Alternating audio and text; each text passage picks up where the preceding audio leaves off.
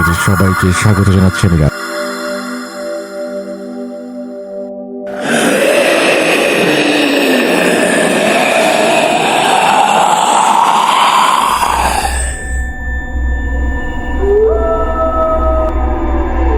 সাল 1960, মধ্যরাত। বাইরে ঝড়ের শোঁ শোঁ আওয়াজ আর বৃষ্টির ঝমঝম শব্দ আমার জানালা দিয়ে পানি ছিটিয়ে বিছানা অবধি ভিজিয়ে দিচ্ছে। কিন্তু সেদিকে আমার কোনো ধ্যান নেই, কারণ আমি ভয়ে জড়সড় হয়ে ঘরের এক কোণে বসে আছি। আমার বয়স 12 বছর।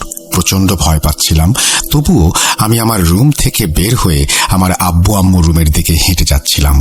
আমাকে নিজেদের রুমের কাছে যেতে দেখে আমার আব্বু আমার হাত ধরে টেনে আমাকে বললেন, তোমাকে না নিষেধ করেছি যে ওদিকে যেও না, যাও নিজের ঘরে যাও। আমি আব্বুর কথা শুনে ওনাদের ঘরের দিকে একটু উঁকি দেই।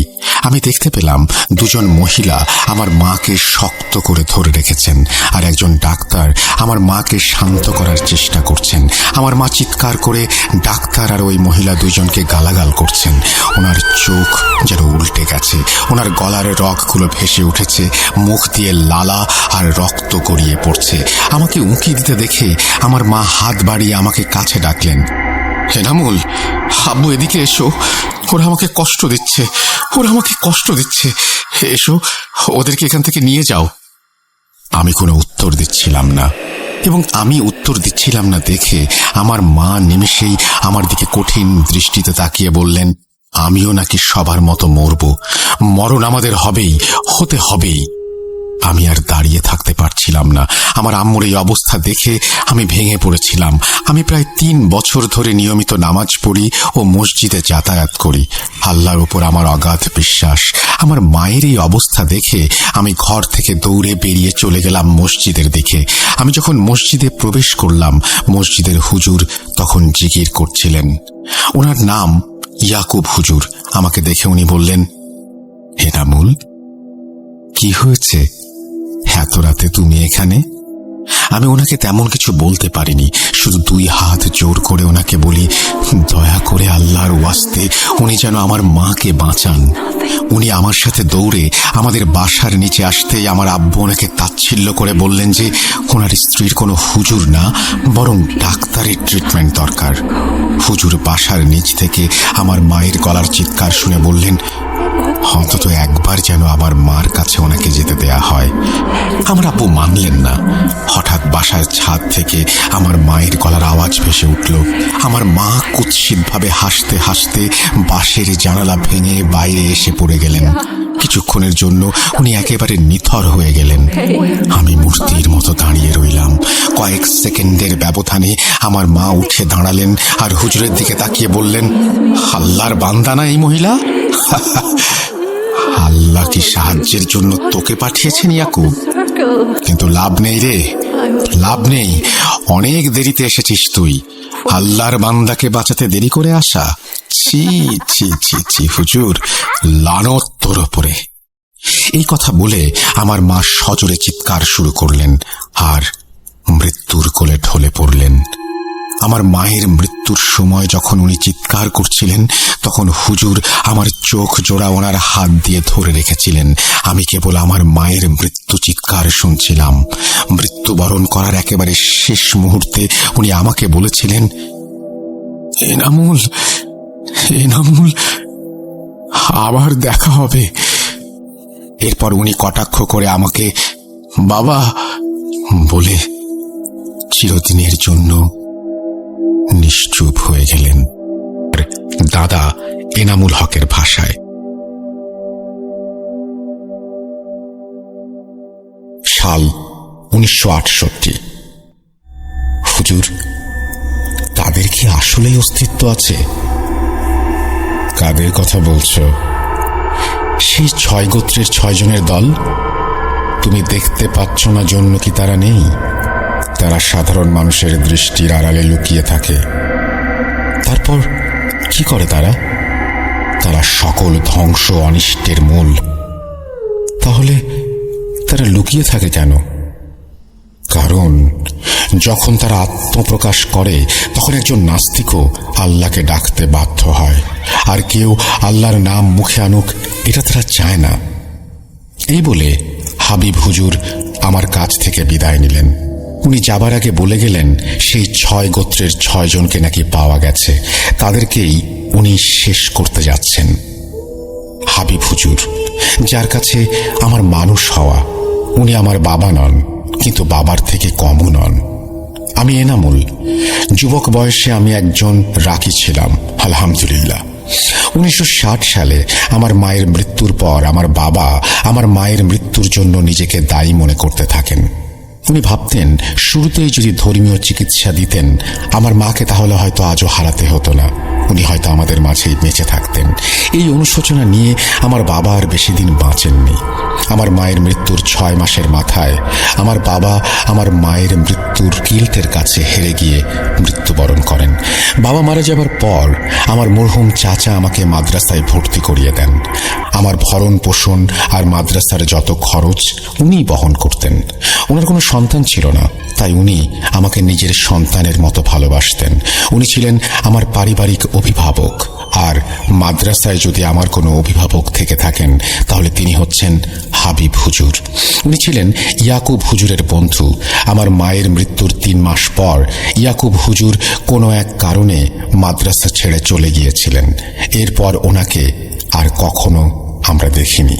সেই একইভাবে 1968 সালে হাবিব হুজুর যখন সেই 6 গোত্রের 6 জনকে শেষ করার জন্য যাত্রা করেন, এরপর থেকে ওনাকেও আর কখনো দেখিনি আমরা। 1 বছর কেটে যায়, সাল 1969। একদিন সন্ধ্যায় আমাকে আমার মাদ্রাসার প্রধান শিক্ষক আফজাল হুজুর ডেকে পাঠালেন। আমার পড়াশোনার খবর জিজ্ঞেস করে উনি আমাকে জানালেন যে হাবিব হুজুর নাকি খুবই অসুস্থ এবং প্রায় মৃত্যুশয্যায়। ওনার গ্রামে নাকি উনি বর্তমানে হোমিওপ্যাথিক চিকিৎসার আন্ডারে আছেন। আফজাল হুজুরের কথা শুনে আমার মনে অজানা এক কষ্ট আর ভয় এসে ভর করে। আমি আফজাল হুজুরকে বলি, আমাদের উচিত ওনাকে দেখতে যাওয়া। হুজুর আমার কথায় সম্মতি দিয়ে বলেন, আমার মতো কারো নাকি হাবিব হুজুরের সাথে এত ভালো সম্পর্ক নেই। আমার মায়ের মৃত্যুর কথা ইয়াকুব হুজুরের কাছ থেকে শুনে উনি নাকি অনেক কষ্ট পেয়েছিলেন এবং আমার প্রতি এক ধরনের মায়া থেকে উনি আমার দেখভাল করতেন। ওনার এমন অবস্থার কথা শুনে আমি খুবই মর্মাহত হয়েছিলাম সেদিন। পরদিন সকালে আমি ও আফজাল হুজুর দুজন মিলে হাবিব হুজুরের গ্রামে যাব বলে সিদ্ধান্ত নিয়ে সেদিনের মতো ইতি টেনে দেই। ভোরবেলা ফজরের নামাজ পড়ে মাদ্রাসায় নাস্তা করে আমি এবং আফজাল হুজুর বেরিয়ে পড়ি হাবিব হুজুরের গ্রামের উদ্দেশ্যে। দুপুর হয়ে যায় যখন আমরা পৌঁছাই হুজুরের বাড়িতে। হাবিব হুজুরের রুমে ঢুকতেই একটা বোটকা মাংস পচা গন্ধে আমার বমি হবার উপক্রম হলে আমি রুম থেকে বেরিয়ে চলে আসি। হোমিওপ্যাথি ডাক্তারকে জিজ্ঞেস করি যে এ কি হাল, এমন দুর্গন্ধ কেন? ডাক্তার আমাকে বললেন ভেতরে গিয়ে আমি যেন নিজেই দেখে আসি তার কি অবস্থা। ওনার এই অবস্থা এবং এমন অবস্থার কারণ নাকি ওনার জ্ঞান বহির্ভূত। আমি বাইরের তাজা বাতাসে কিছুক্ষণ নিঃশ্বাস নিয়ে হাবিব হুজুরের ঘরে প্রবেশ করলাম। ওনার ঘরে প্রবেশ করে ওনার দিকে তাকাতেই আমার চোখকে যেন আমি বিশ্বাস করতে পারছিলাম না। একই অবস্থা, সারা শরীরে আঁচড়ের দাগ, শরীর ফুলে ফেঁপে গেছে, হাতের তালু পচে কালো হয়ে মাংস বেরিয়ে গেছে। ইয়া আল্লাহ, একই দৃশ্য দেখালেন আপনি আমাকে। ওনার এই অবস্থা দেখে আমি সেখানে আর দাঁড়িয়ে থাকতে পারিনি, বাইরে চলে আসি। কিন্তু আমার বাবা সমতুল্য হাবিব হুজুরের এই অবস্থায় আমি বাইরে দাঁড়িয়েও শান্তি পাচ্ছিলাম না। আবার ভেতরে গেলাম। ভেতরে যাবার সময় শুনতে পেলাম হাবিব হুজুর আফজাল হুজুরকে বলছেন, তারাই দায়ী, হ্যাঁ তারাই। পারলাম না ধরতে, হেরে গেলাম আমি শয়তানের কাছে। ওনারা কাদের কিসের জন্য দায়ী করছেন বা তারা কারা কিছুই তখন জিজ্ঞেস করার মতো পরিস্থিতি ছিল না। আমাকে দেখে হাবিব হুজুর হাতের ইশারা করে আমাকে ডাকলেন। আমি ওনার কাছে যেতেই উনি আমার কানে কানে বললেন, তুমি অনেক ভালো ছাত্র এনামুল। আল্লাহর রাস্তায় যুদ্ধ করতে নেমেছ একজন রাকি হয়ে। যদিও তোমার পড়াশোনা এখনো বাকি, কিন্তু আর কয়েক মাস পরেই তুমি পরিপূর্ণভাবে একজন রাকি হয়ে উঠবে। আল্লাহ ভরসা, ভালো থেকো। এই বলে উনি চুপ হয়ে গেলেন। আমার চোখে পানি। আমি লুকাতে উল্টো দিকে ঘুরতেই শুনলাম হাবিব হুজুরের গলা, কিন্তু গলাটা একেবারে সম্পূর্ণরূপে তার নয়। আমার মনে হলো আমার কানের কাছে এসে উনি ফিস ফিস করে কথা বলছেন।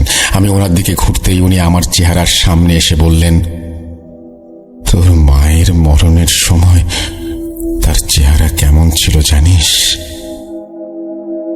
ঠিক এমন। এই কথা বলেই উনি বিছানায় শুয়ে পড়লেন।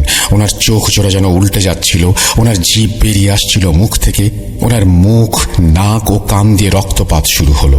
বাইরে যেন ঝড় বইতে শুরু করলো। আফজাল হুজুর ভয়ে বিছানা থেকে উঠে দাঁড়ালেন। উনি আমার দিকে তাকিয়ে বললেন, উনি যা ভেবেছেন আমিও তাই ভাবছি কিনা। আমি সম্মতি দিয়ে হাবিব হুজুরের 2 ছেলেকে ডাক দিলাম। ওনারা হুজুরের এই অবস্থা দেখে ভয় পেলেও আমাদের সাহায্য করলেন। আমরা সকলে চেষ্টা করে হাবিব হুজুরের হাত পা বিছানার সাথে বাঁধলাম। আল্লাহর নামে বিসমিল্লাহ বলে আমি রুকাইয়া শুরু করলাম। আফজাল হুজুর আমার পেছনে বসে অনবরত কুরআন পাঠ করতে লাগলেন। হাবিব হুজুর জিভ বের করেছিলেন, আল্লাহ আল বাশার আকরাহ আকরাহ আকরাহ, অর্থাৎ আমি মানুষকে ঘৃণা করি। আমি হাবিব হুজুরের মুখ চেপে ধরে তাকে চুপ করতে বলি। মুখ থেকে হাত সরাতেই সে বলে উঠল, আর কে আসছে? এরপর কে আসবে? সে কি পুরুষ?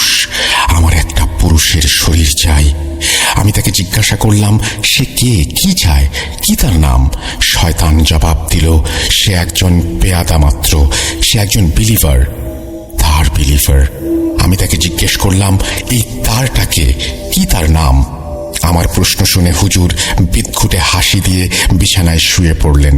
আমিও একটু থামলাম। হঠাৎ উনি বিছানায় উঠে বসলেন। টেবিল থেকে একটি পেন্সিল নিয়ে নিজের বুকে হাত দিয়ে মাথা নত করে কুর্নিশ করে বললেন, মালিক আল জাহেম। তারপরে আরো কিছু কথা বললেন তিনি। এই বলে উনি নিজের বাম কানের ভেতর পেন্সিলটি ঢুকিয়ে বাম হাত দিয়ে পেন্সিলের ওপর সজোরে ঘুষি দিলেন। এত তাড়াতাড়ি চোখের সামনে ওনার কানের ভেতরে একটা পেন্সিল এঁফোড় ওঁফোড় হয়ে গেল। কিভাবে হলো আমরা বুঝতে পারলাম না। মৃত্যুবরণ করলেন হাবিব হুজুর। ওনার মৃত্যুর খবর কোনো মাইকে প্রচার করা হয়নি। এলাকার পরিচিত মানুষজন জানিয়ে সেদিনই ওনার জানাজা সন্ধ্যার পর ওনাকে দাফন করা হয়। আমি হাবিব হুজুরের গ্রামে এক মুহূর্ত থাকতে পারছিলাম না। রাতের বেলাতেই মাদ্রাসার উদ্দেশ্যে আমি এবং আফজাল হুজুর রওনা দিয়ে দেই। ভোরের দিকে মাদ্রাসায় পৌঁছে আমি বিছানায় শুয়ে পড়ি।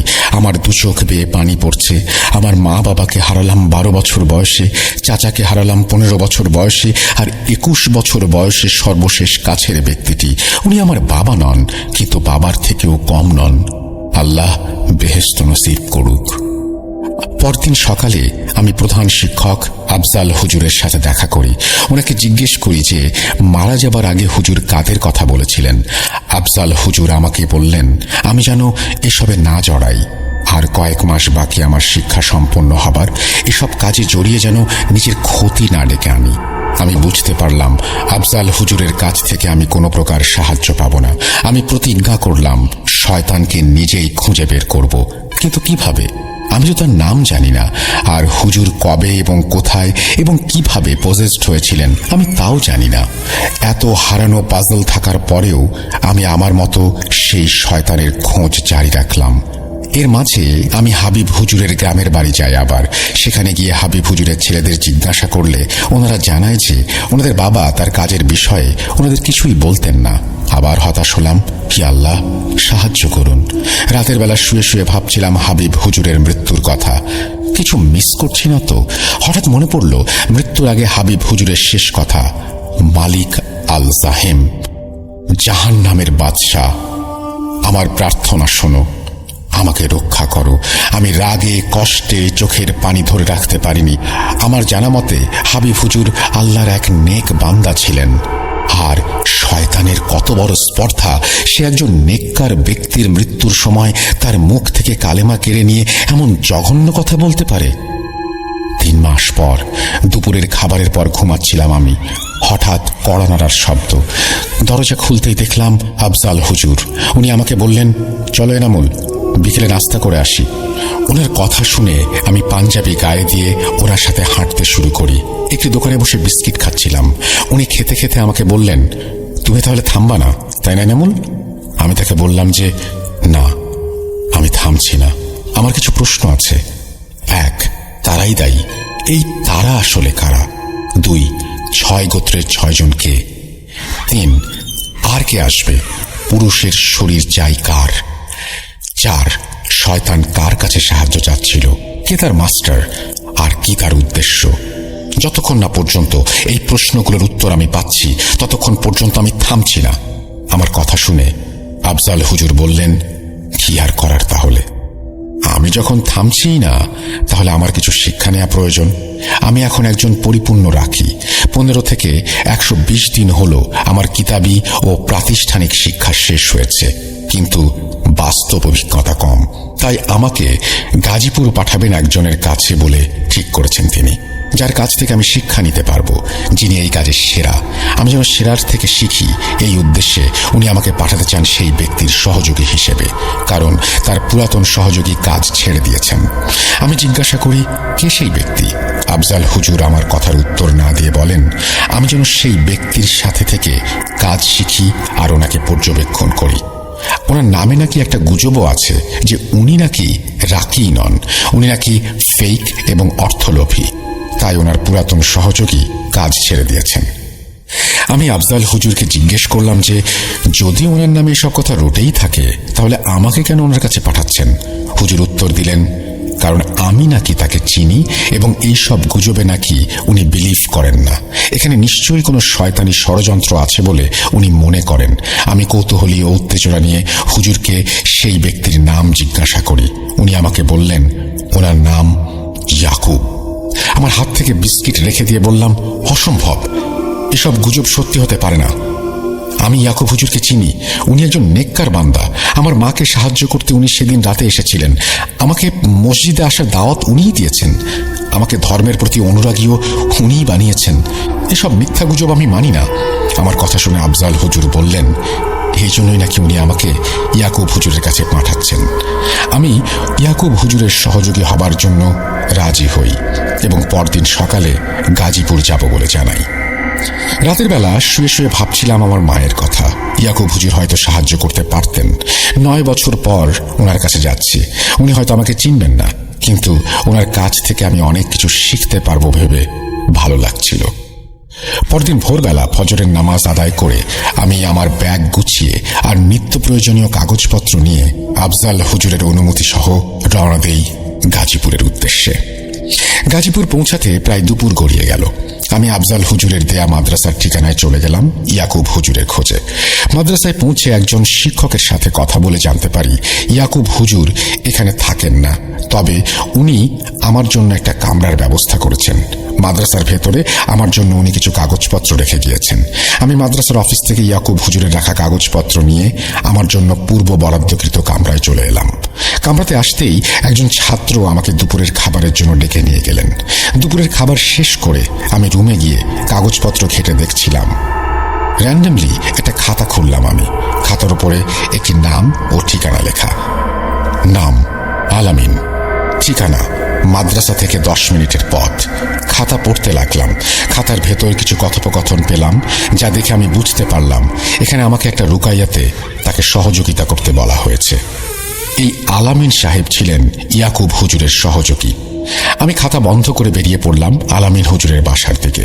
ওনার বাসায় পৌঁছে আমি দরজায় কড়া নাড়লে উনি কোনো উত্তর দেন না। আমি চিৎকার করে বলি, আমি ইয়াকুব হুজুরের খোঁজে এসেছি, আমি ওনার নতুন সহযোগী। উনি দরজা খুললেন, আমাকে বসতে বললেন। তুমিই তাহলে ওনার নতুন সহযোগী?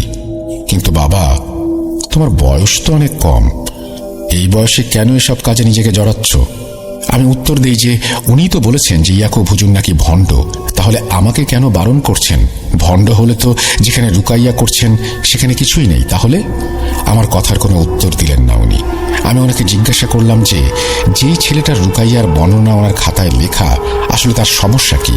উনি আমাকে বললেন যে কোনো সমস্যা নেই তার, ওইসব ওই ছেলে আর ওই ইয়াকুব হুজুরের কারসাজি, কোনো সমস্যা নেই, সব ভুয়া। ইয়াকুব হুজুরের সাথে কাজ করতে আমাকে উনি নাকি এই কারণেই বারণ করেছেন যে আমি যদি এই কাজে যাই তাহলে হয়তো আমার মান সম্মানও নষ্ট হতে পারে। আমি ওনার কথা কোনো পাত্তা না দিয়ে বেরিয়ে গেলাম। বের হওয়ার আগে আমি ওনার কাছ থেকে ইয়াকুব হুজুরের ঠিকানা নিয়ে এলাম। এখান থেকে কয়েক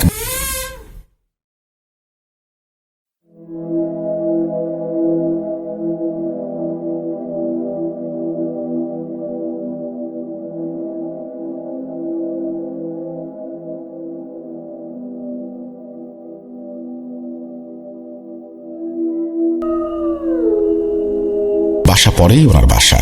আমি হেঁটে হুজুরের বাসার দিকে গেলাম। ঘরের সামনে এসে কড়া নাড়তেই ভেতর থেকে আমাকে প্রশ্ন করা হলো, কে? আমি উত্তর দিলাম যে আমাকে মাদ্রাসা থেকে পাঠিয়েছে। উনি দরজা খুললেন। 9 বছর পর আমি ইয়াকুব হুজুরকে দেখলাম। আগের মতো শুকনো শরীরের গঠন, কিন্তু চুল দাড়িতে পাক ধরেছে। উনি আমাকে ভেতরে বসালেন। প্রথমে উনি আমাকে বললেন, তোমার বয়স তো কম, কিতাবি শিক্ষা শেষ বুঝলাম, কিন্তু অভিজ্ঞতা? আমি বললাম, আমি কয়েকটি রুকাইয়া ইতোমধ্যে করেছি। উনি আমাকে জিজ্ঞাসা করলেন, আর রাকি হবার কারণ? আমি বললাম, আমার মায়ের জন্য। উনি আমাকে আমার মায়ের ইতিহাস সম্পর্কে জিজ্ঞাসা করলেন। আমি বললাম, থাক, এসব কথা জরুরি না। উনি বললেন, অবশ্যই জরুরি, কারণ শয়তান আমাদের দুর্বলতা নিয়ে সামনে আসে। হয়তো আমার মায়ের গলায় কথা বলে আমাকে কাবু করে ফেলতে পারে। আমি ওনাকে বললাম, আজ থেকে 9 বছর আগের কথা। মধ্যরাত, বাইরে ঝড়ের শোঁশো আওয়াজ আমার জানালা দিয়ে পানি ছিটে বিছানা অবধি ভিজিয়ে দিয়েছে, কিন্তু সেদিকে আমার কোনো ধ্যান নেই, কারণ আমি ভয়ে জড়সড় হয়ে ঘরের এক কোণে বসে আছি। আমি আমার আব্বু আম্মুর ঘরের দিকে হেঁটে যাচ্ছিলাম। আমার বাবা বললেন, তোমাকে না নিষেধ করেছি, যাও, নিজের ঘরে যাও। আমি দেখলাম তারপরে উকি দিয়ে আমার মাকে 2জন মহিলা শক্ত করে ধরে রেখেছেন। একজন ডাক্তার আমার মাকে শান্ত করার চেষ্টা করছেন। আমার মায়ের চোখ ততক্ষণে উল্টে গেছে, খুবই খারাপ অবস্থা। ওনার গলার রগগুলো ভেসে উঠেছে, মুখ দিয়ে লালা আর রক্ত গড়িয়ে পড়ছে। আমাকে দেখে আমার মা হাত বাড়িয়ে বলছেন, আব্বু, এদিকে এসো, ওরা আমাকে কষ্ট দিচ্ছে, এসো, ওদের এখান থেকে নিয়ে যাও। আমি কোনো উত্তর দিচ্ছিলাম না দেখে মা নিমিষে আমার দিকে কঠিন দৃষ্টিতে তাকিয়ে বললেন, আমিও নাকি সবার মতো মরব। আমি আর দাঁড়িয়ে থাকতে পারছিলাম না। আমি 3 বছর ধরে নিয়মিত প্রার্থনা করি, মসজিদে যাতায়াত করি। আল্লাহর ওপরে আমার অগাধ বিশ্বাস। আমি মসজিদে চলে যাই। ভিতরে হুজুর তখন জিকির করছিলেন। ওনার নাম ইয়াকুব হুজুর।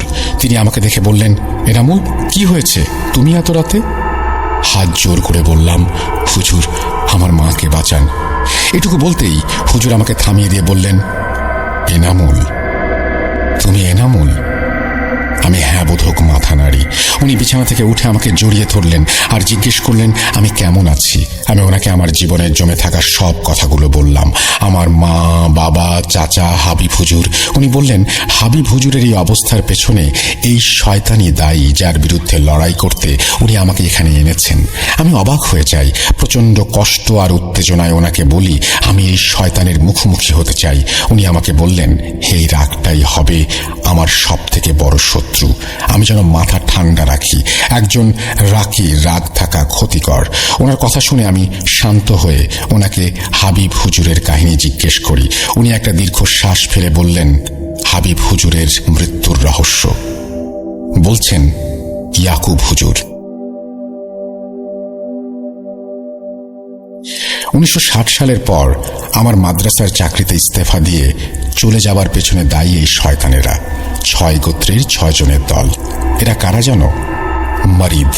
এরা খুবই শক্তিশালী এবং চতুর শয়তান। মারিদ জিনের বিশেষত্ব হলো এরা সাধারণত মানুষের চোখে পড়ে না, তবে বিশেষ পরিস্থিতিতে তারা দৃশ্যমান হতে পারে। বিভিন্ন জায়গায় এই মারিদ জিন নিয়ে বিভিন্ন কাহিনী প্রচলিত, যার মাধ্যমে বোঝা যায় তাদের ক্ষমতা কেমন। ইফরিত। ইফরিত জিন হল সব থেকে বেশি বিপজ্জনক এবং অবাধ্য। হযরত সুলাইমান আলাইহিস সালামের আমলে এরা বিশাল ক্ষমতার অধিকারী ছিল এবং তারা যেই কাজই শুরু করুক না কেন, তাদের একটাই উদ্দেশ্য, মানুষের অনিষ্ট করা। ঘুল। ঘুল জিন হল বিভ্রান্ত সৃষ্টিকারী। এরা সাধারণত নির্জন স্থানে অবস্থান করে এবং বিভ্রান্তি সৃষ্টি করার জন্য মানুষের রূপ ধারণ করে। হান্নাস। হান্নাস জিনরা মানুষের মনে খারাপ চিন্তা ও আল্লাহর পথ থেকে বিচ্যুত করার চেষ্টা করে, মানে বান্দার ঈমান যত দুর্বল তত সুবিধা। নাসনাস। নাসনাস জিনগুলো অর্ধমানব এবং রহস্যময়, যারা মানুষের রূপ ধারণ করে এবং বিভ্রান্তি সৃষ্টি করে। আল আনজার।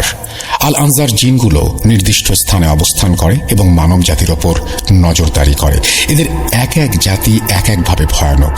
তাহলে চিন্তা করো, 6 জাতির 6 জিনের একটি দল কতটা ভয়ঙ্কর হতে পারে। ছেলেটির নাম ওয়াসিম। গত 2 বছর আগে থেকে তার সাথে নানান ধরনের সমস্যা শুরু হয়, যেমন ছায়া দেখা, ছায়ার সাথে কথা বলা, ঘুমের মাঝে হাঁটা, খুবই ফ্রিকোয়েন্টলি বোবায় ধরা, মানুষের প্রতি হিংসা এবং মেরে ফেলার প্রবণতা। ছেলেটার অসুস্থতার খবর পেয়ে প্রাথমিকভাবে তাকে দেখার জন্য আমার মরহুম বন্ধু রহমান সেই ছেলেকে সাহায্য করতে একদিন তার বাসায় উপস্থিত হয়। কথোপকথনে ছেলেটার ভেতরে থাকা সেই শয়তান বলে যে তারা 6 গোত্রের 6 জনের দল। রহমান প্রবীণ রাক্কিদের সাথে এই বিষয়ে কথা বলেন। ওনাদের মধ্যে কয়েকজন জানান যে এই গোত্রের 6 জনের কথা ওনারা আগেও শুনেছেন। এরা নাকি খুবই মারাত্মক। 6 জন মিলে যে ক্ষমতা তাদের, সেটাকে হারানোর জন্য যে ঈমান দরকার, সেই ঈমান নাকি আমাদের মাঝে এখন খুবই কম। রহমানকে এই কাজে জড়াতে ওনারা বারণ করেন, কিন্তু রহমান থেমে থাকেনি। সে নিজের মতো করে খোঁজ করা শুরু করে। সে আল্লাহর রহমতে একজনকে পেয়ে যায় যিনি এর আগে শয়তানদের সাথে লড়াই প্রত্যক্ষ করেছেন। সেই বৃদ্ধ হুজুর রহমানের কথা শুনে বলেন যে এখানে কিছুই করার নেই। রহমান যেন আর না আগায় এই বিষয়ে। ওনার এই কথার কারণ জিজ্ঞাসা করায় উনি বলেন ওনাদের পরিবারের 7 পুরুষ নাকি রাকি ছিলেন। ছেলেবেলায় নিজে দাদা ও বাবাকে দেখেছেন উনি এদের সাথে লড়াই করতে। এদেরকে বন্দি করতে বিশেষ এক ধরনের মোরগের প্রয়োজন হয়। রুকাইয়া করে সেই মোরগের ভেতর তাদের আসতে বাধ্য করতে হয় এবং এরপর তারা মোরগের শরীরে প্রবেশ করলে মোরগের গায়ের রং নাকি সাদা হয়ে যাবে। এরপর সেই মোরগটাকে নিয়ে কবরস্থানে গিয়ে জবাই করে কবর দিতে হবে। শুনতে সহজ মনে হলেও এই সব কাজ করার জন্য সময় পাওয়া যাবে না, কারণ যে ব্যক্তি ওই মোরগটাকে ধরে নিয়ে কবরস্থানে যাবে আস্তে আস্তে শয়তানগুলো তার শরীরে প্রবেশ করতে থাকবে, যার লক্ষণ দেখা দেবে তার শরীরে। তার নাক মুখ দিয়ে রক্ত ঝরবে, হাতের তালু পচে যাবে।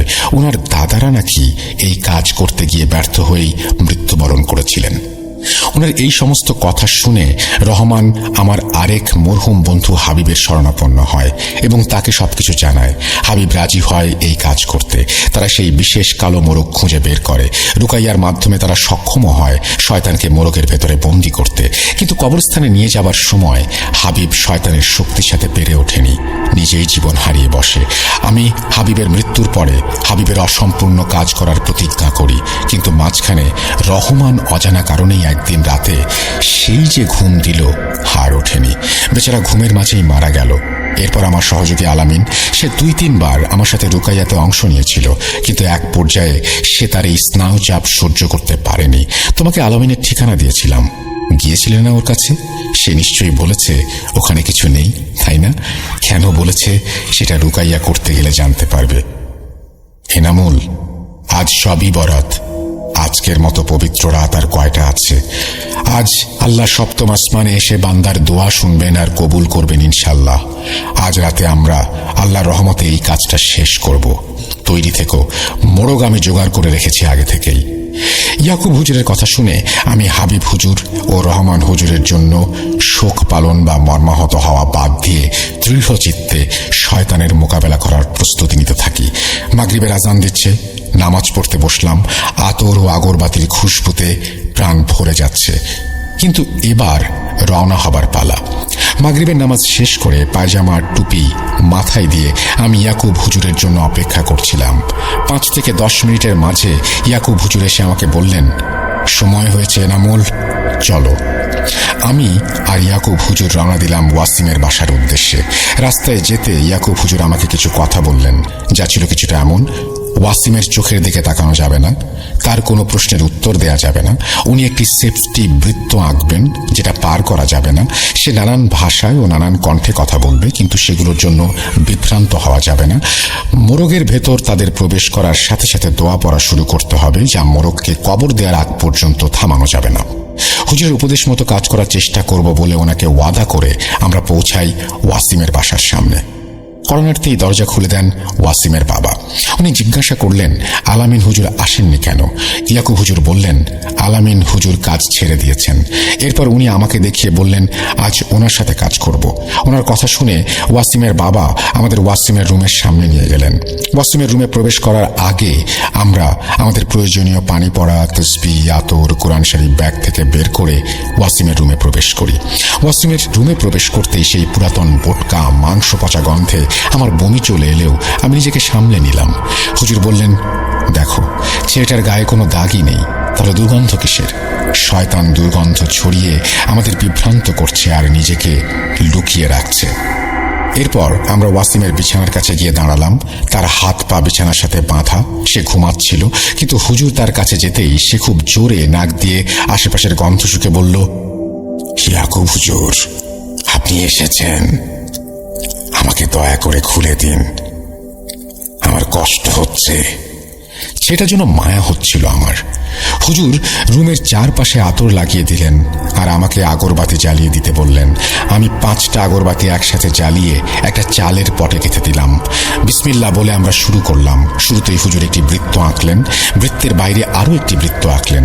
আমরা দুইজন 2 বৃত্তের মাঝে দাঁড়ালাম। হুজুরের কথা মতো আমরা 2 বৃত্তের মাঝখান থেকে ততক্ষণ পর্যন্ত কোথাও যেতে পারবো না যতক্ষণ না পর্যন্ত শয়তানদের মোড়গের ভেতর বন্দি করা হয়। হুজুর একটি কাপড় পড়া পানিতে ডুবিয়ে ওয়াসিমের মাথায় বেঁধে দিলেন। এরপর উনি শুরু করলেন আয়াত পড়া। ওনার সাথে আমিও আয়াত পড়া শুরু করলাম। আমরা আয়াত পড়তে পড়তে দেখলাম ছেলেটা কেমন যেন নড়ে চড়ে উঠছে। হাবিব হুজুরের মতো সেও তার জিভ বের করে দিচ্ছে। ঘরের ভেতর কেমন যেন কুয়াশার আবির্ভাব হতে লাগলো। হুজুর বললেন, চোখ খোল শয়তান, আল্লাহর রহমত আজকে তোকে এখান থেকে পরিষ্কার করে দিতে আসছে। এরপর হুজুর আয়াতুল কুরসি পড়া শুরু করলেন আর আমি আমার মতো কোরআন পাঠ করেই যাচ্ছি। হঠাৎ ওয়াসিম জঙ্গলি জন্তুর মতো গড়গড় আওয়াজ করতে লাগলো। চোখ বন্ধ করে সে বলল, কমজোর পদ্ধতি, আমি তোদের হুজুর হাবিবকে মেরেছি, ও একটা আস্ত বোকা। হুজুর ওয়াসিমের ভেতর থাকা শয়তানকে ধমক দিয়ে চুপ করতে বললেন। আমি আল্লাহর নামের দোহাই দিয়ে শয়তানকে জিজ্ঞাসা করলাম সে কোথা থেকে এসেছে।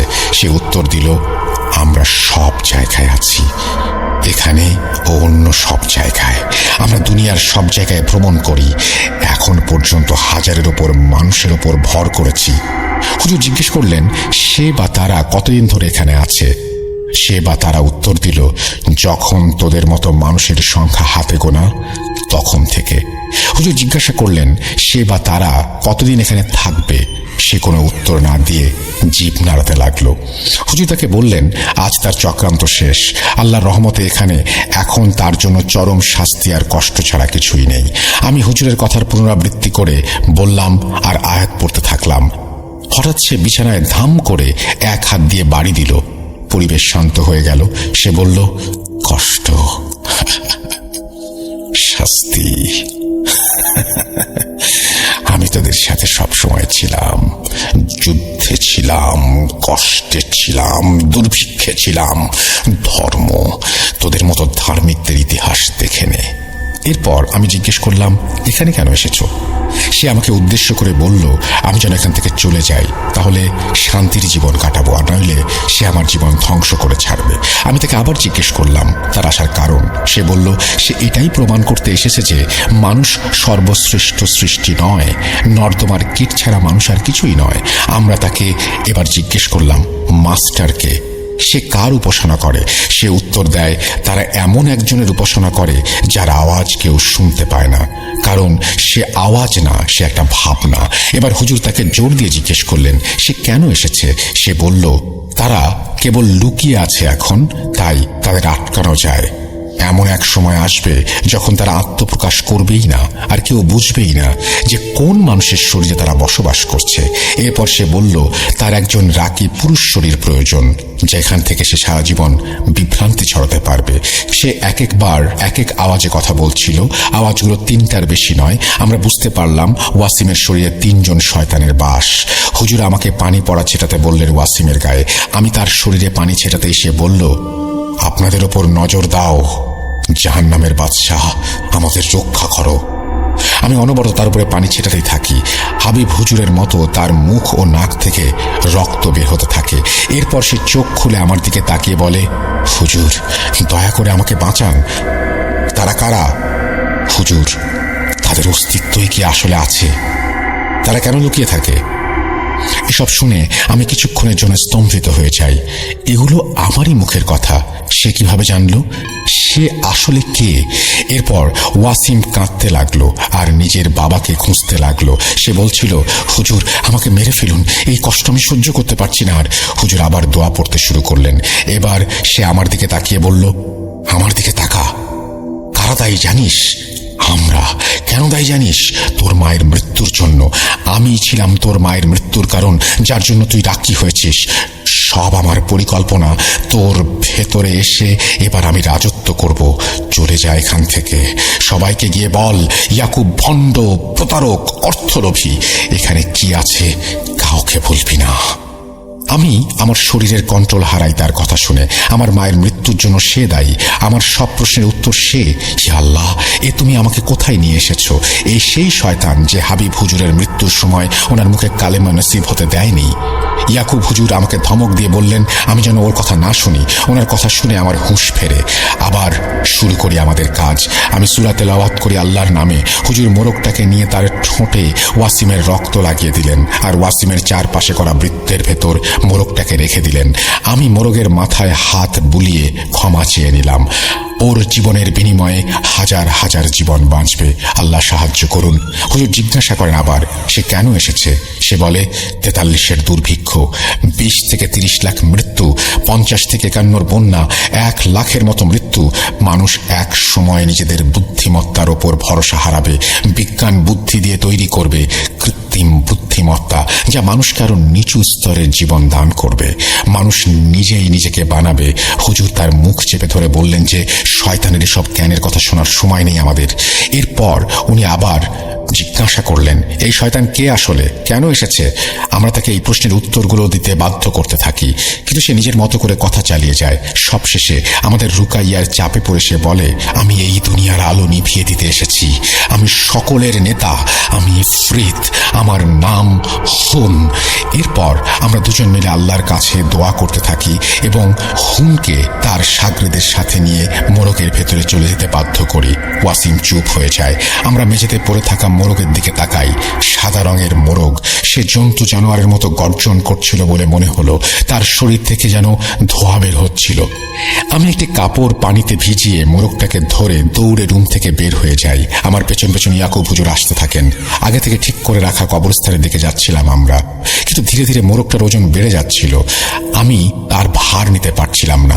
আমার শরীরে ব্যথা করতে শুরু করলো, হাতের তালু জ্বলতে শুরু করলো, আমার নাক দিয়ে রক্ত বের হতে লাগলো। আমি রাস্তায় পড়ে গেলাম। ইয়াকুব হুজুর আমার হাত থেকে মোরগটা নিয়ে দৌড়ে কবরস্থানের ভেতরে ঢুকলেন। আমি চেতনা ফিরে পেয়ে একটু পর ওনার পেছনে কবরস্থানের ভেতরে প্রবেশ করলাম। ভেতরে গিয়ে দেখলাম কবরস্থানে কেউ নেই। ইয়াকুব হুজুর কোথায়? আমি ওনাকে অনেকটা সময় নিয়ে ডাকলাম, কিন্তু ওনাকে আর খুঁজে পেলাম না। মোরগ জবাই করার জন্য আনা ছুরির কোণে এক ফোঁটা রক্তের দাগ লেগে আছে, কিন্তু কোথাও ইয়াকুব হুজুরের চিহ্ন নেই। সেদিনের পর থেকে আমি ইয়াকুব হুজুরকে আর কোনোদিন দেখিনি। আমাদের চেষ্টা হয়তো ব্যর্থ হয়েছে। হয়তো 6 গোত্রের 6 জনের দল আজও কারো ভেতরে বসবাস করছে। তারা আর আত্মপ্রকাশ করবে না, এমনটাই বলেছিল আমাদের। এই জীবনে তাদের মুখোমুখি হতে হবে কিনা জানি না। এরপর আমি আমার রাকি জীবনে ফিরে যাই। অনেক কাজ করেছি জীবনে, কিন্তু একটাও এমন কাজ ছিল না যেখানে আমার মাকে নিয়ে কথা শুনিনি শয়তানের কাছে। আমরা হেরে গিয়েছিলাম সেদিন। এমন কোনো কাজ নেই যেখানে আমরা এই কথাটা শুনিনি। অনেক কাজ করেছি জীবনে, কিন্তু এমন সমস্যা লাখে বা কোটিতে একটা। স্বাভাবিকভাবে জিন ভায়োলেন্স করে না, চুপচাপ বসে কথা বলে আর শোনে। কিন্তু এই শয়তানটা অন্যরকম ছিল। আল্লাহ আমাকে ক্ষমা করুন এবং ইয়াকুব হুজুরকেও ক্ষমা করুন, আমিন।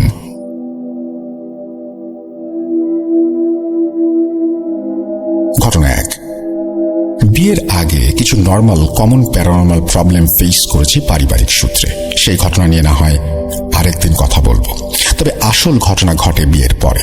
আমাদের বিয়েটা ছিল ভালোবাসার। সে বাবা মায়ের একমাত্র ছেলে। তাদের বাড়ি টাঙ্গাইল জেলার কোনো এক উপজেলায়। পারিবারিকভাবে ধুমধাম করে বিয়ে হয়।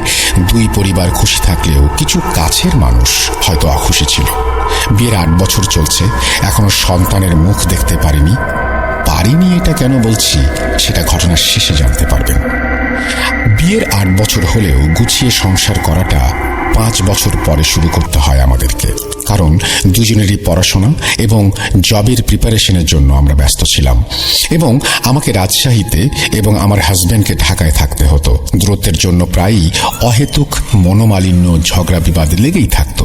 দিন শেষে দেখতাম ঝগড়া হওয়ার মতো বড় কোনো বিষয়ই নেই, তবুও কোথাও যেন খুব অসন্তুষ্টি।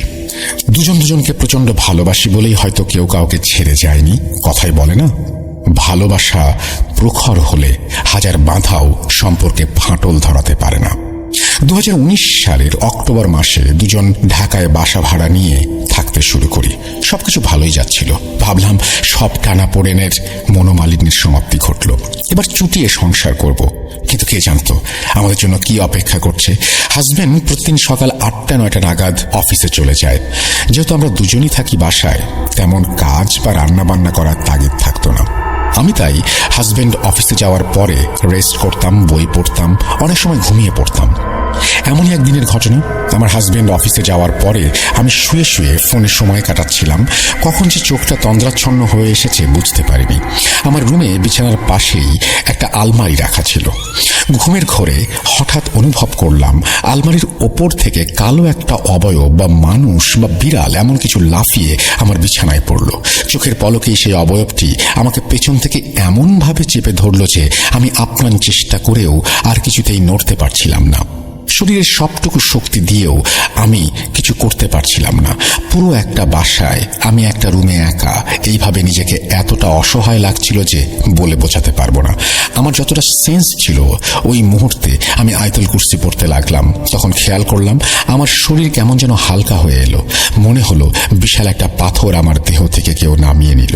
এবার আমি আমার হাত পা নাড়াতে পারছি। হন্তদন্ত হয়ে উঠে বসলাম।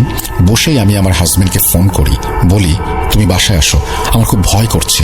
সে লাঞ্চ টাইমে অফিস থেকে বাসায় চলে আসে। আমি তাকে সব খুলে বলি। সে বলল, হয়তো ঘুমের ঘরে স্বপ্ন দেখেছ, নামাজ পড়ো, কোরআন পড়ো, দোয়া কালাম পড়ো, ঘুমাও, ইনশাল্লাহ আর হবে না। আমিও তাই ভাবলাম, বিষয়টার পাত্তা দিলাম না। 2-3 দিন পরের ঘটনা, আবারও বই পড়তে পড়তে কখন ঘুমিয়ে পড়েছি টের পাইনি।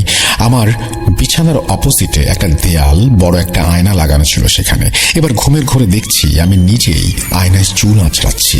হঠাৎ আয়নায় থাকা একটা প্রতিচ্ছবির চেহারা নিমিষেই বিভৎস হয়ে গেল। এই জন্য আমি নই, অন্য কেউ। আর সে বিচ্ছিরিভাবে হেসে উঠে আয়না থেকে হাত বের করে চোখের পলকেই আমার গলা চেপে ধরল। এদিকে বিছানায় শুয়ে থাকা আমি সেই দিনের মতোই আর নড়তে পারছি না। প্রাণপণ চেষ্টা করেও হাতের একটা আঙুলও নাড়াতে পারছি না। কতক্ষণ এইভাবে কেটেছে বলতে পারবো না। এবার লা ইলাহা ইল্লাল্লাহু মুহাম্মাদুর রাসূলুল্লাহ বলে চিৎকার করে উঠলাম। আর বুঝতে পারলাম আজও আমার দেহ থেকে একটা পাহাড় সমান ভারী কিছু সরে গেল। ঘুরতে তাকিয়ে দেখি 10টা বাজে। দিনে দুপুরে এমন ভয়ঙ্কর অভিজ্ঞতা যেন কিছুতেই স্বপ্ন বলে আমি মেনে নিতে পারছিলাম না। আজ আর কাউকে কিছু বললাম না। একটু সায়বস্তু হয়ে আমি মাকে ফোন দিলাম। মা বলল, এবার তুই বাড়িতে এলে ভালো কোনো আলেম হুজুরকে দেখাবো, এই কদিন সাবধানে থাক, নামাজ পড়, দোয়া কালাম পড়ে ঘুমা। এমন ঘটনা প্রায়ই ঘটতে শুরু করলো। প্রায় 2 বছর একসাথে থাকার পরেও কোনোভাবে আমি কনসিভ করতে পারছিলাম না। এভাবে 2022 সাল চলে আসে। একটা জিনিস খুব অদ্ভুতভাবে মনকে নাড়িয়ে দিয়েছিল। আমি একা থাকলেই এটা হচ্ছে, এবং সময়টা সেই সকাল 10টা। আমি অনেকটা ডিপ্রেশনে চলে যাই, অসুস্থ হতে থাকি। এরপর আমি সকালে ঘুমানো থেকে বিরত থাকি। ভাবছিলাম সব ঠিক হয়ে গেছে, হয়তো ঠিক হয়ে গেলেই ভালো হতো, জীবনে এত বড় অঘটন নেমে আসতো না, ঘটনাটি এখানেই শেষ হতে পারত, কিন্তু হলো না। ঘটনা 2, 23 ফেব্রুয়ারি 2022। আমার হাজবেন্ড আমাকে বলে অফিসের কাজে তাকে ঢাকার বাইরে যেতে হবে বেশ কিছুদিন। 26 তারিখ সে রওনা দেবে। বাসায় একা থাকাটা আমার জন্য এই সব ঘটনার পরে আর সেফ মনে করি না। সে বলল, তুমি মায়ের কাছে গিয়ে কিছুদিন থেকে এসো। আমিও ভাবলাম মন্দ কি, যাওয়াই যাক। আমার বাবার বাড়ি উত্তরবঙ্গে হওয়ায় আমি খিলক্ষেত থেকে উত্তর আজমপুর যাই 24 ফেব্রুয়ারি টিকিট কাটার জন্য। ফিরে আসতে সন্ধ্যা হয়ে যায়, ঠিক মাগরিবের ওয়াক্ত। বাসার কাছের মোড়ে আসতেই কোনো কারণ ছাড়াই হোঁচট খেয়ে পড়ে যাই, অথচ সেখানে এমন কিছু ছিল না যেটায় পা আটকে আমি পড়ে যাব। পরামাত্রই অনুভব করলাম যেন আমার চারিদিক অন্ধকার হয়ে এলো। আমার বাম পায়ে প্রচণ্ড ব্যথা অনুভব করলাম। ওখানে দাঁড়িয়ে থাকা কিছু মহিলা আমাকে ধরে বসিয়ে পানি খেতে দিল। একটু স্থির হতেই দেখি আমার হাজবেন্ড আমার সামনে। সে বলল, তুমি এখানে, কি হয়েছে? বললাম, পড়ে গেছি, ব্যথা পেয়েছি পায়ে, পা হয়তো মচকে গিয়েছে। সাথে সাথে হাসপাতালে নিয়ে গেল আমাকে। গিয়ে জানতে পারি আমার পায়ের একটি চিকন ছোট্ট হাড় ভেঙে গেছে। 2 দিন পরে চলে যাব। এদিকে আমার পায়ের বেহাল অবস্থা। প্রাইভেট জব সেক্টরে ছুটি নেওয়ার কোনো উপায় নেই। সে কোনো উপায় না দেখে আমার একমাত্র ভাইকে বলে আমাকে সে বাসায় নিয়ে যেতে। পরের দিন ও আসে, এসে আমাকে সেই দিনই চাঁপাইনবাবগঞ্জ নিয়ে যায়। মায়ের কাছে গিয়ে থাকতে শুরু করলাম। পায়ের ব্যথা ছাড়া অন্য সব সমস্যা প্রায় ভুলতে বসেছি। পায়ের অবস্থা আগের চেয়েও ভালো, মোটামুটি হাঁটতে পারছি। এর 20 দিনের মধ্যেই আমি জানতে পারি আল্লাহ আমাদের দোয়া কবুল করেছেন। আমি মা হতে চলেছি। খুশির যেন বন্যা বয়ে গেল দুই পরিবারে। আনন্দে আত্মহারা হয়ে পড়ি। প্রেগনেন্সির জন্য আমার পা ঠিক হলেও ঢাকায় আর ফেরা হলো না। কিন্তু কে জানতো এই খুশি মাত্র কিছুদিনের। পবিত্র রমজান মাস শুরু হলো। আলহামদুলিল্লাহ, রোজা প্রায় শেষ। কয়েকদিন পরে ঈদুল ফিতর। সেহরি শেষে একদিন শুয়ে আছি, চোখ দুটো লেগে এসেছে। হঠাৎ আবার সেই কালো অবয়বটি কলিজা আটকে দেওয়ার মতো করে আমাকে চেপে ধরলো, সেই আগের মতো। আবার সেই অনুভূতি যেন প্যারালাইজড হয়ে গেছি।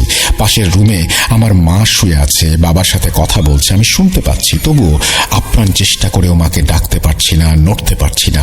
কলিজাটা ফেটে যাচ্ছে, চোখ দিয়ে অঝর ধারা বইছে আমার। মনে প্রাণে আল্লাহর নামে আয়াতুল কুরসি পড়তে লাগলাম। কিছুক্ষণ পরে আমি স্বাভাবিকভাবে সেন্স ফিরে পাই। মাকে চিৎকার করে ডেকে সবকিছু খুলে বলি। মা দোয়া কালাম পড়ে ফু দেন। কিন্তু তার পরের দিন প্রচণ্ড অসুস্থ হয়ে পড়ি। ডাক্তারের কাছে নিয়ে যাওয়া হয় আমাকে। আমার প্রেগনেন্সির তখন সবে মাত্র 3 মাস। আমি জানতে পারি আমার বাচ্চার হার্টবিট পাওয়া যাচ্ছে না, বন্ধ হয়ে গেছে হার্টবিট। ডাক্তার জানায় পায়ের আঘাতের জন্য বেবি সারভাইভ করতে পারেনি, তাই বাচ্চা রাখা যাবে না। বিশ্বাস করুন, এর চেয়ে বড় কষ্ট হয়তো একটা মেয়ের জন্য আর কিছু এই দুনিয়াতে হতে পারে না। মনে হলো আকাশটা যেন আমার মাথার উপর ভেঙে পড়লো। দুই পরিবারের শোকের ছায়া নেমে এলো। সবাই আমাকে সান্ত্বনা দিলেও ভেতরে ভেতরে ভেঙে পড়ছিল। সেইবারের ঈদ আনন্দের হয়নি আমাদের। এত বছর পরে পাওয়া সাধনার ফল আল্লাহ আবার ফিরিয়ে নিল। হয়তো এতেই ভালো নিহিত, এটা ভেবেই নিজেকে বুঝাচ্ছিলাম। মা আমাকে পরে একজন বড় আলেমের কাছে নিয়ে যান। তিনি বেশ আল্লাহওয়ালা লোক। তিনি প্যারানর্মাল বিষয়গুলোতে বেশ পারদর্শী। তিনি আমাকে দেখে যা জানান তাতে আমি এবং আমার পরিবার রীতিমতো আকাশ থেকে পড়ি। তিনি আমার মাকে জানান, আপনার মেয়েকে কালো জাদু করা হয়েছে বিয়ের পরেই। যে করেছে সে চায়নি বিয়েটা হোক। বিয়ে যখন হয়ে গেছে সে এখন চায় না আপনার মেয়ের বাচ্চা হোক, সংসারটা সুখের হোক।